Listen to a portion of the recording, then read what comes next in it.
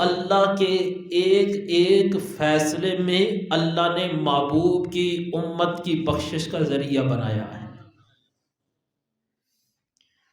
کہنے میں تو لفظ جمعہ ہے، سننے میں بھی لفظ جمعہ ہے، لیکن یہ جمعہ وہ جمعہ ہے، فرمایا ایک جمعے سے لے کر دوسرے جمعے تک بندے نے جو گناہ کیے ہوتے ہیں، جمعے کی برکت سے اللہ اس کے گناہوں کو معاف فرما دیتا۔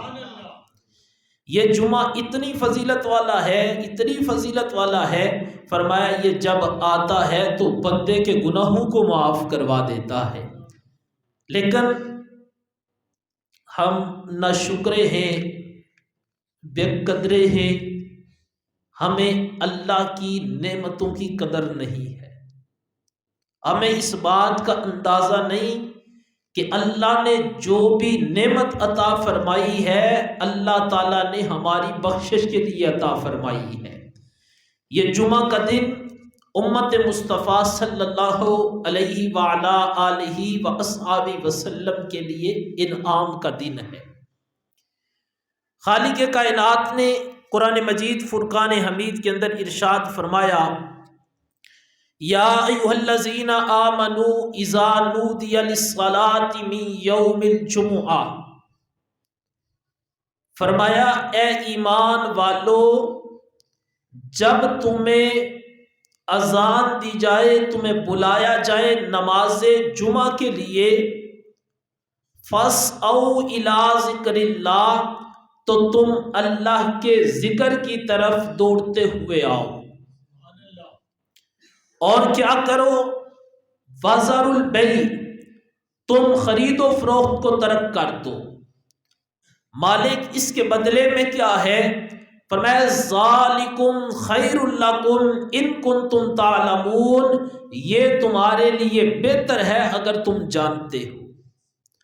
جب اذان جمعہ ہو، جمعہ کے دن اذان ہوتی ہے، تو فرمایا اگر تم اپنی دکان پر بیٹھے ہو، مال فروخت کر رہے ہو، تو فرمایا تم اس کو چھوڑ کر اللہ کے ذکر کی طرف آ جاؤ۔ اگر تم مال خریدنے جا رہے ہو، اذان ہو گئی، تو فرمایا تم اس کو چھوڑ کر اللہ کے ذکر کی طرف آ جاؤ۔ اب انسان کی سوچ یہ ہے کہ اگر میں نے اس کو چھوڑا تو ہو سکتا ہے میرا نقصان ہو۔ فرمایا تمہاری سوچ کم ہے، اللہ کی رحمت بڑی وسیع ہے۔ تم اپنے بارے میں تھوڑا سوچتے ہو، لیکن اللہ تمہیں زیادہ عطا فرماتا ہے۔ تم جو کہتے ہو میرے بارے میں بہتر ہے، ہو سکتا ہے تمہارے بارے میں بہتر نہ ہو، لیکن اللہ جو فرماتا ہے ذالکم خیر لکم، میرے بندے یہ تمہارے لیے بہتر ہے۔ فرمایا جس کو بہتر رب قرار دے رہا ہے وہی تمہارے لیے بہتر ہے۔ چونکہ رب نے قرآن میں کہا کہ ایمان والو جب اذان ہو، نماز جمعہ کے لیے تمہیں بلایا جائے، فرمایا اس وقت تم یہ نہ دیکھو کیا دے رہے ہو، کیا لے رہے ہو، کتنا نفع مل رہا ہے، ظاہری طور پر کتنا نقصان ہو رہا ہے۔ فرمایا اس وقت رب کا حکم ہے سب کچھ چھوڑ کر تم اللہ کے ذکر کی طرف آ جاؤ۔ اب انسان ہے وہ سوچتا ہے ہو سکتا ہے، دیکھو تو صحیح، اگر بندہ جمعہ پڑھنے چلا جائے تو ہم نے کمانا کدھر سے ہے، ہم نے گھر میں لانا کدھر سے ہے، بچوں کو کھلانا کیا ہے، یہ انسان کی سوچ ہے۔ لیکن قربان جائیں، جب ہم قرآن کو سمجھنے کی کوشش کریں تو قرآن کی ایک ایک آیت کو پڑھنے سے بندے کا ایمان مضبوط ہو جاتا ہے۔ ایک آیت کو پڑھ کر ذہن میں جو سوال پیدا ہوتا ہے، اگلی آیت کو سمجھنے کی کوشش کرو تو اس سے بندے کو اس کا جواب مل جاتا ہے۔ فرمایا فَإِذَا قُضِيَتِ الصَّلَاةُ، اب تم نے جمعہ پڑھ لیا تو یہ نہیں کہ تم بس مسجد میں ہی ڈیرا لگا لو۔ اللہ فرماتا ہے فَإِذَا قُضِيَتِ الصَّلَاةُ، جب تم نماز مکمل کر لو، فَانتَشِرُوا فِي الْأَرْضِ، تو پھر تم زمین میں پھیل جاؤ، وَابْتَغُوا مِنْ فَضْلِ اللَّهِ، اور تم اللہ کا فضل تلاش کرو، وَاذْكُرُوا اللَّهَ كَثِيرًا، اور تم اس کا ذکر کثرت کے ساتھ کرو۔ لعلکم تفلحون، اس امید پر کہ تم فلاح پا جاؤ گے۔ فرمایا نماز مکمل ہونے کے بعد تم زمین پر پھیل جاؤ اور اللہ کا فضل تلاش کرو، اس کا ذکر کثرت کے ساتھ کرو اور یہ امید رکھو کہ تم فلاح پا جاؤ گے۔ پتہ چلا اللہ فرماتا ہے اگر تم کامیابی چاہتے ہو تو کامیابی کے لیے اللہ کا فضل تلاش کرو اور اس کے ذکر کو کثرت کے ساتھ کرو، اس کی برکت سے اللہ تمہیں کامیابی کی دولت عطا فرما دے گا۔ قل ما عند اللہ خیر من اللہو ومن التجارہ، اے محبوب آپ انہیں فرما دیں یہ تمہارے رب کے نزدیک بہتر ہے، من اللہو ومن التجارہ، یہ کھیل سے بھی بہتر ہے اور یہ تجارت سے بھی تمہارے رب کے نزدیک بہتر ہے۔ ایک بہتر تمہارے نزدیک ہے، ایک بہتر رب کے نزدیک ہے۔ تمہارے نزدیک جو بہتر ہے وہ تمہارے لیے نقصان کا سبب بن سکتا ہے، لیکن جس کو رب فرماتا ہے تمہارے لیے بہتر ہے، فرمایا وہ نقصان کا سبب نہیں، وہ تمہارے فائدے کا سبب بنے گا۔ رب فرماتا ہے کل ما عند اللہ، محبوب آپ فرمائیں ما عند اللہ، یہ تمہارے رب کے نزدیک بہتر ہے، خیر من اللہو ومن التجارہ، یہ کھیل کود سے بھی بہتر ہے، تجارت سے بھی بہتر ہے۔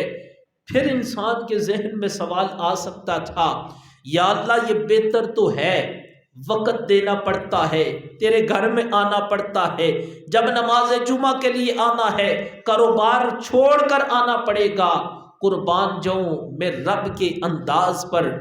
رب فرماتا ہے واللہ خیر الرازقین، اور اللہ بہتر رزق عطا فرمانے والا ہے۔ اب جو ایک مسلمان ہے اس کا یہ یقین کامل ہے کہ رزق دینے والا اللہ ہے، رازق اللہ ہے۔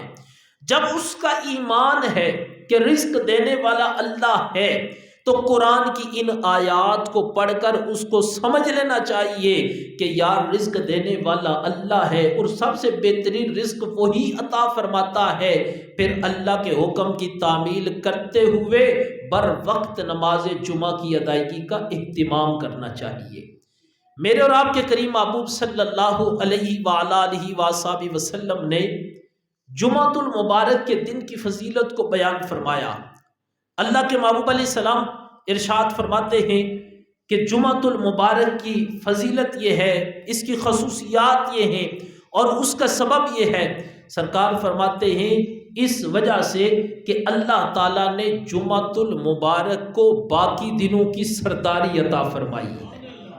فرمایا یہ دن بہت بڑا ہے اور بڑی فضیلت والا ہے، بہت بڑا ہے۔ کیسے؟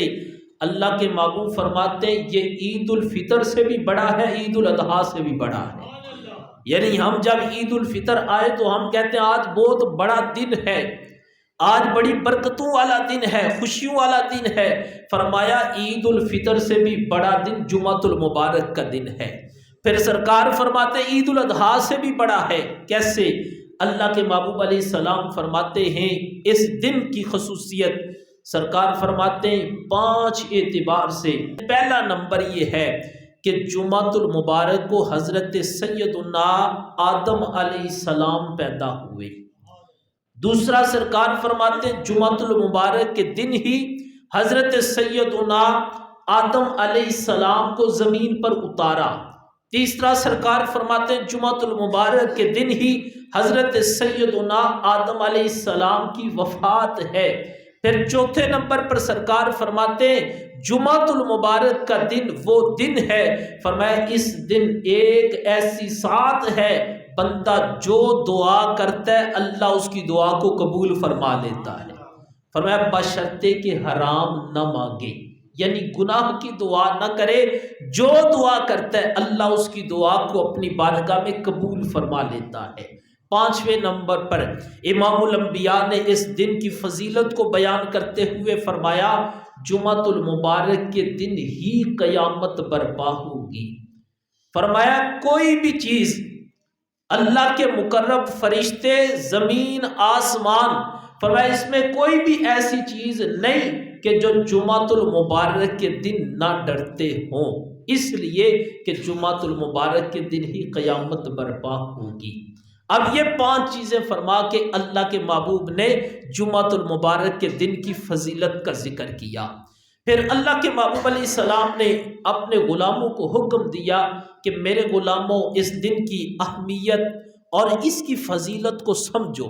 حضرت سیدنا علی المرتضیٰ رضی اللہ تعالیٰ عنہ بیان فرماتے ہیں، جو شخص جمعۃ المبارک کے دن نماز جمعہ کی ادائیگی کا اہتمام کرے اور وہ مسجد کی طرف جائے، فرمایا کیا ہوتا ہے، جمعہ کے دن شیاطین بازاروں میں چلے جاتے ہیں، کس لیے کہ لوگوں کو مسجد سے روکیں، اور فرشتے مسجد کے دروازے پر آ جاتے ہیں۔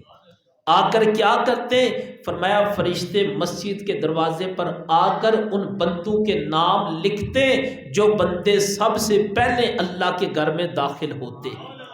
فرمایا جب امام آ کر منبر پر بیٹھ جاتا ہے اس وقت فرشتے نام لکھنا چھوڑ دیتے ہیں اور قلم کو روک لیتے ہیں، صحیفوں کو بند کر دیتے ہیں۔ پھر کیا ہوتا ہے؟ اللہ کے محبوب فرماتے ہیں جو سب سے پہلے مسجد میں آتا ہے، امام کے قریب آ کر بیٹھا، آیا بھی پہلے بیٹھا بھی قریب اور گفتگو کو توجہ کے ساتھ سنا، فرمایا اللہ اس کو ثواب کے 2 حصے عطا فرماتا ہے۔ پھر میرے محبوب فرماتے ہیں جو آیا وہ تھوڑا تاخیر سے آ گیا، امام کے قریب نہیں بیٹھا، دور بیٹھا ہے، لیکن بیٹھ کر توجہ کے ساتھ خطبہ سنتا ہے، فرمایا اللہ تعالیٰ اس کو بھی ثواب کا 1 حصہ عطا فرماتا ہے۔ پھر میرے محبوب فرماتے ہیں آیا بھی پہلے ہے، بیٹھا بھی امام کے قریب ہے، لیکن خطبہ توجہ سے نہیں سن رہا، یعنی آپس میں گفتگو میں لگ گیا، ایک دوسرے کے ساتھ باتوں میں مصروف ہو گئے، تو فرمایا اگر وہ یہ عمل آیا بھی پہلے، بیٹھا بھی امام کے قریب ہے، لیکن خطبہ توجہ سے نہیں سنتا، فرمایا جس طرح ادھر 2 گنا ثواب تھا اسی طرح اس کو 2 گنا گناہ بھی ہوگا۔ اس لیے جمعۃ المبارک کے دن کوشش کرنی چاہیے کہ ہر مسلمان بر وقت اللہ کے گھر میں حاضر ہو۔ آج ہی میں ایک حدیث مبارکہ اس دن کے اعتبار سے پڑھ رہا تھا اور میرا ایمان تازہ ہوا۔ امام الانبیاء صلی اللہ علیہ وآلہ وصحبہ وسلم نے فرمایا کہ جمعۃ المبارک کے دن فرشتے آتے ہیں دروازے پر، آ کر وہ نام لکھتے ہیں، کون پہلے آیا، کس وقت آیا، فرمایا وہ سارا کچھ کرتے ہیں۔ اب اللہ کے فرشتے دیکھتے ہیں کہ جو بندہ جمعۃ المبارک کے دن بر وقت نہیں آتا، یعنی جب امام خطبے کے لیے ممبر پر بیٹھ گیا اس وقت تو فرشتوں نے سلسلہ چھوڑ دیا، لیکن فرمایا اس وقت تک فرشتے لکھتے کون آیا، کتنے نمبر پر آیا، کس وقت آیا۔ فرمایا جو بندہ نہیں آتا، فرشتے آپس میں ایک دوسرے سے سوال کرتے کہ آج فلاں بندہ نماز جمعہ کے لیے نہیں آیا۔